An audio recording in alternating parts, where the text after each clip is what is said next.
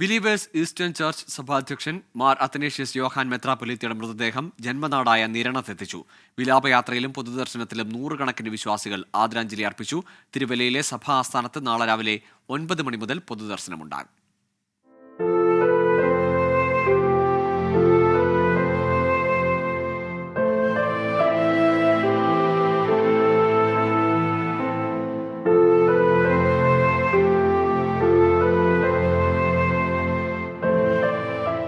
കൊച്ചി അന്താരാഷ്ട്ര വിമാനത്താവളത്തിൽ എത്തിച്ച ഭൗതികദേഹം ഉച്ചയോടെയാണ് വിലാപയാത്രയായി തിരുവല്ലയിലേക്ക് പുറപ്പെട്ടത്.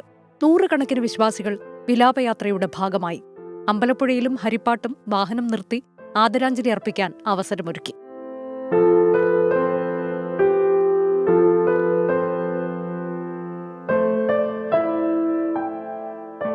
തുടർന്ന് മൃതദേഹം മെത്രാപ്പൊലീത്ത ജനിച്ചു വളർന്ന നിരണത്തെ പള്ളിയിലെത്തിച്ചു. ജനപ്രതിനിധികളും രാഷ്ട്രീയ, സാംസ്കാരിക, സാമൂഹ്യ രംഗത്തെ പ്രമുഖരും ബിലീവേഴ്സ് ഈസ്റ്റേൺ ചർച്ച് മെത്രാപ്പൊലീത്തയ്ക്ക് ആദരാഞ്ജലി അർപ്പിച്ചു.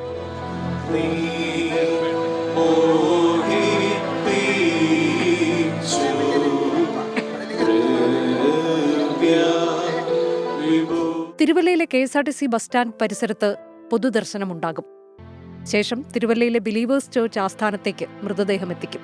നാളെ രാവിലെ 9 മണിക്ക് ബിലീവേഴ്സ് കൺവെൻഷൻ സെന്ററിൽ തുടങ്ങുന്ന പൊതുദർശനം മറ്റന്നാൾ രാവിലെ 9 മണിവരെ തുടരും.